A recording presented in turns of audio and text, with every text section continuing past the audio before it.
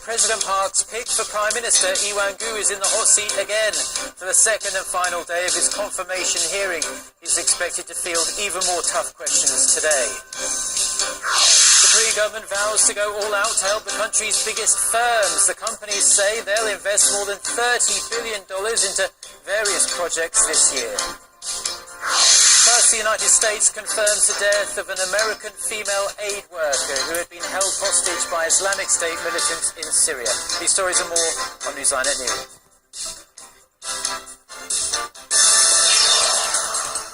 Good to have you with us on this rather gloomy Wednesday here in Seoul. I'm Lee Ji-eun. And I'm Art Briam. Thank you ever so much for joining us today. Our top story this afternoon, the Korean government is planning to go all out in supporting the nation's biggest firms to help them boost corporate investment. Yes, and the Commerce Minister says the government is willing to remove regulations hindering the company's funding plans. Our Song Ji-sun starts us off. The government has vowed to do all it can to boost corporate investment. Korea's Commerce Minister Yoon Sang-jik made the pledge on Wednesday at a meeting with business leaders of 16 key companies like Samsung Electronics and Hyundai Motor.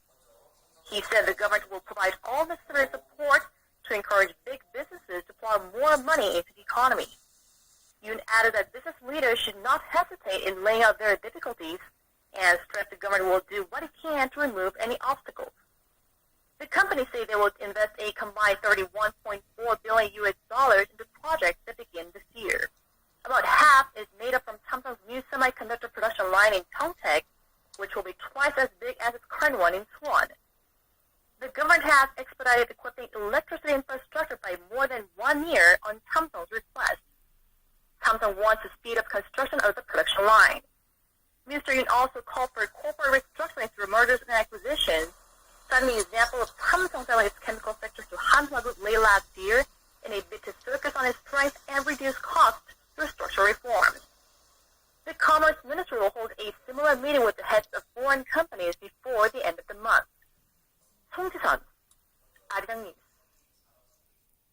Well, the number of new jobs added in Korea last month dropped to its lowest level in almost 2 years. Data from Statistics Korea shows the number of people with jobs stood at slightly over 25 million in January, up around 350,000 from a year ago. The agency says, however, that the slowing growth came from the high base effect in January last year, when Korea created more than 700,000 jobs. It added that the Lunar New Year holiday, one of Korea's biggest holidays, fell in January last year, creating more jobs in the retail and transportation sectors. This year's Lunar New Year holiday falls in February this year. Korea's export prices dropped to their lowest level in 28 years last month due to falling global oil prices and the strengthening Korean won against the greenback. The Bank of Korea says the prices plunged by over 4% in January from the month earlier.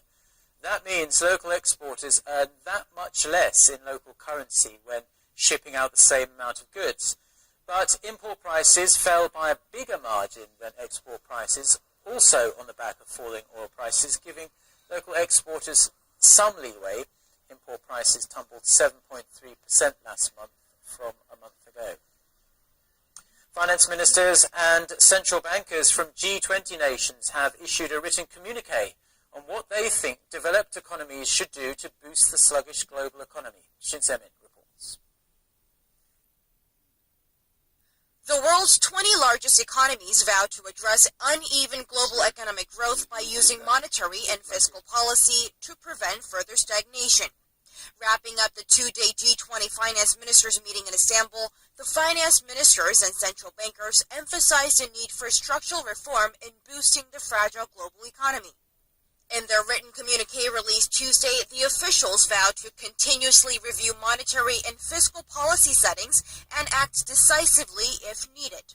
The text made note of sluggish growth in the Eurozone and Japan, adding that some of the emerging market economies are also slowing down. But it said the European Central Bank's recent quantitative easing policy would support further recovery in the Eurozone area. On tumbling global oil prices, financial officials called on countries to take advantage of low oil prices to further investment. The statement said the sharp decline in oil prices will provide some boost to global growth, but with varying implications across economies by increasing the purchasing power of oil importing economies and exerting temporary downward pressure on inflation. The meeting of the finance leaders and central bankers comes at a difficult time as major economies are running at different speeds with monetary policies diverging and the troubles in Greece casting a long shadow over the Eurozone economy. 신사민, 아리랑 뉴스. The American women held hostage by the Islamic State in Syria say they're heartbroken after the militant group sent them information saying their daughter is dead. U.S. President Barack Obama vowed to bring her captors to justice. With more, here's our Kim Hyun-bin. The United States has confirmed the death of an American female aid worker held hostage by the Islamic State militant group in Syria. Islamic State said last Friday that 26-year-old Kayla Mueller was killed in a Jordanian airstrike on the IS stronghold of Raqqa. IS didn't offer any proof to back up its assertion, and the U.S. government remains skeptical about the group's claim. However, U.S. authorities said Tuesday that Ms. Mueller's family received a private message from IS this week with additional information which confirmed she was dead. Sources who have been briefed on the evidence of death have told U.S. media that it consisted of at least 3 photographs, all headshots. That said, it's not known whether the injuries seen in the photos were consistent with the militant group's claim that she died in an airstrike. Ms. Mueller is the only American woman known to have died in IS captivity. In recent months, Islamic State has beheaded 3 Americans, 2 Britons, and 2 Japanese hostages, most of them aid workers and journalists. In a statement, U.S. President Barack Obama said he condemned the terrorist group and stated that those responsible for Ms. Mueller's death will be brought to justice. This latest development comes as multiple sources say President Obama will send Congress an authorization for the use of military force to fight IS on Wednesday.